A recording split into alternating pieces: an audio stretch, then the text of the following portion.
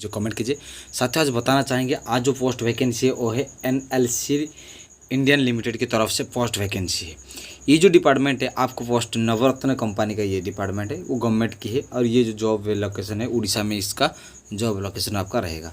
साथियों ये जो जॉब पीरियड रहेगा आपका 3 साल रहेगा। इसमें जो fix term employment basis for a period of 3 years and coal mine Talabira Orissa में ये जो जगह है इस जगह में आपको इसी तरह जो है 3 साल की आपका जो है आपका जॉब पीरियड रहेगा। अब हम आपको डिटेल्स में बताना चाहेंगे जो पोस्ट वैकेंसी वो है टोटल जो पोस्ट वैकेंसी वो है 34 पोस्ट वैकेंसी जो ऑल इंडिया सारे कैटेगरी स्टूडेंट के लिए। ये जो डिपार्टमेंट है कौन से डिपार्टमेंट में कितने पोस्ट वैकेंसी आओ हम डिटेल्स में जानते हैं, लेकिन उसमें कुछ और चीज़ें जिसमें आपको क्वालिफिकेशन आपको जो हम आपको बताना चाहेंगे। ये जो पोस्ट डिपार्टमेंट है ग्रेड है और आपका जो वैकेंसी कितना है और आपको सैलरी कितना मिलेगा और क्वालिफिकेशन क्या है, सारे डिटेल्स हम आपको बताते जाएंगे। इंडस्ट्रियल वर्कर जो ड्रॉट्समैन के लिए आपको ये जो है F2W के आप एक ही पोस्ट वैकेंसी है उनके लिए 30,000 सैलरी मिलेगा और 12 पास ITI पास वाले स्टूडेंट मिलेगा। इंडस्ट्रियल वर्कर इलेक्ट्रीशियन के लिए आपको F2W आपको पोस्ट वैकेंसी है और 3 पोस्ट वैकेंसी है। इसमें 30,000 उनका सैलरी है और 12 और ITI पास वाले इलेक्ट्रीशियन स्टूडेंट ही मिलेगा।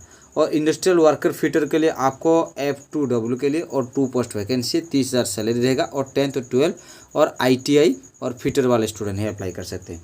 Industrial worker mechanic and motor vehicle के लिए F2W पोस्ट वैकेंसी इसमें 2 पोस्ट वैकेंसी 30,000 सैलरी है और 10 और 12 वाले स्टूडेंट ही अप्लाई कर सकते हैं। इंडस्ट्रियल वर्कर वायरमैन के लिए आपको F2W और 1 पोस्ट वैकेंसी 30,000 सैलरी 12 और ITI पास वाले वायरमैन की आपका पोस्ट वैकेंसी है। और क्या ना क्लरिकल असिस्टेंट के लिए आपको F2W है और इसमें 17 पोस्ट वैकेंसी 30,000 सैलरी है। H pass in degree full time आपको जॉब देना पड़ेगा डिग्री पास वाले स्टूडेंट। और जो है जूनियर इंजीनियरिंग के लिए आपको सिविल पोस्ट वैकेंसी है, इसमें 5 पोस्ट वैकेंसी है और इसमें 38,000 आपकी सैलरी रहेगा और pass in full time and part time diploma and minimum 3 years के duration civil and constructual engineering के पास करने वाले स्टूडेंट अप्लाई कर सकते हैं। और जूनियर इंजीनियरिंग मैकेनिकल के लिए आपको F1S के लिए आपको 2 पोस्ट वैकेंसी है 38,000 सैलरी है part time and full time आपका 3 साल की ड्यूरेशन मैकेनिकल इंजीनियरिंग की। और जो जूनियर इंजीनियरिंग के लिए आपको है इलेक्ट्रिकल और F1S5 और 1 पोस्ट वैकेंसी है 38,000 आपका सैलरी रहेगा और as a pass time full time आपका डिप्लोमा कोर्स के हिसाब से इस तरह। तो साथियों जो जितने चीज़ें हम आपको सारे बता चुके हैं इस तरह ही आपको मिल जाएगा।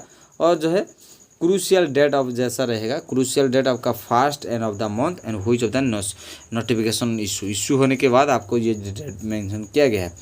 अब एज के ऊपर हम बातचीत करें तो एज को देखा जाए तो इंडस्ट्रियल वर्कर के लिए 30 साल और सारे ये डिपार्टमेंट के लिए आपको जो EWS कैटेगरी स्टूडेंट और अनरिजर्व स्टूडेंट के लिए आपको 30 साल रखा गया। OBC के लिए भी 30 साल रखा गया। SC के लिए आपको 30 साल ही रखा गया, लेकिन एक ही डिपार्टमेंट जैसे क्लरिकल असिस्टेंट के लिए आपको 35 एज मैक्सिमम रखा गया और ST के लिए 30 से 35 एज वाले स्टूडेंट ही अप्लाई कर सकते हैं। साथियों एज के ऊपर हम आपसे बातचीत कर चुके हैं।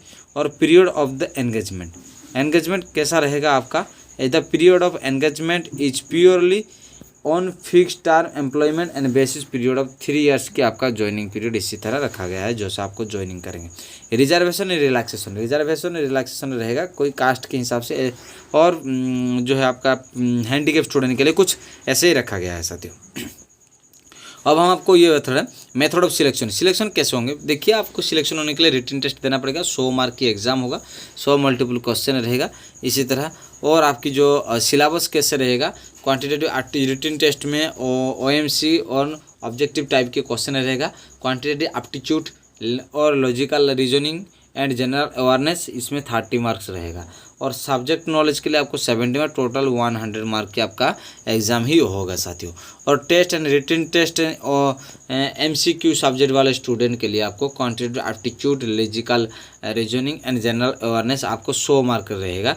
वो कौन सी ना F2W ग्रेड स्टूडेंट के लिए और F1S ग्रेड स्टूडेंट के लिए इसी तरह सिलेबस और F2W के लिए आपको इसी तरह सिलेबस मिलता है देखिएगा। तो साथियों इसमें माइनस मार्किंग भी है, इसलिए पहले से आपको मैं बता देना चाहूँगा, बहुत ध्यानपूर्वक पढ़ना आपको देना है सारी चीज़। और पेप्स ऑफ द टेबल, जैसे कि आपको ये चीज़ है कि आपको कुछ चीज़ और नोटिस है, proof of the support and determine eligibility. Determine eligibility जो रहेगा आपका पेप, ये सारी चीज़ आपको देना पड़ेगा। और जनरल कंडीशन क्या है, ये कंडीशन ये है, और इंडियन नेशन होना बहुत ज़रूरी है साथियों। पासपोर्ट साइज़ का आपको नोटिफिकेशन, क्वालिफिकेशन, साथ के आपको सारे डॉक्यूमेंट, फ़ोटो जितने सारे हैं सारी चीज़ आपको साथ में लेना है और इसको ओरिजिनल अपडेट करना है ऑनलाइन में। हाउ टू अप्लाई, किस तरह अप्लाई करेंगे, आपको ऑनलाइन फॉर्म भरना है और ऑनलाइन फॉर्म भर के इसको अप्लाई कर देना है साथियों।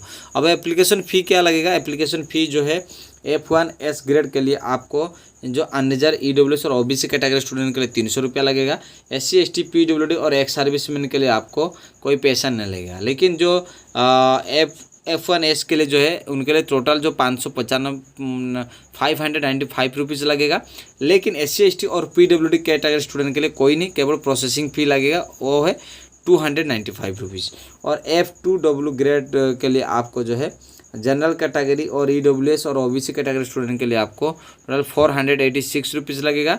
और SC ST और PWD एक्स सर्विसमैन स्टूडेंट के लिए आपको कोई चार्जेस नहीं लगेगा, लेकिन उनके लिए है जो प्रोसेसिंग चार्जेस लगेगा वो लगेगा 236 रुपीज़। तो इसी तरह है जो आपको सारी चीज़ें आपको भरना है और फॉर्म देके ये करना है, आपको एप्लीकेशन फ़ी देना भी।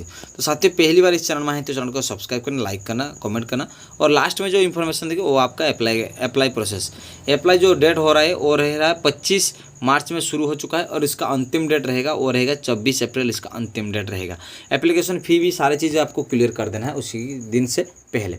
तो साथियों पहली बार इस चैनल में है तो चैनल को सब्सक्राइब कीजिए, लाइक कीजिए, कमेंट कीजिए। आपकी छोटी सी वीडियो मुझे बहुत मोटिवेशन देती है। कोई चीज़ को लेकर आप डाउट है तो मुझे आप कमेंट कर सकते हैं, तो मैं हर कमेंट का रिप्लाई ज़रूर देता हूं। तो साथियों आपको मिलकर बहुत अच्छा लगा। जय हिंद दोस्तों।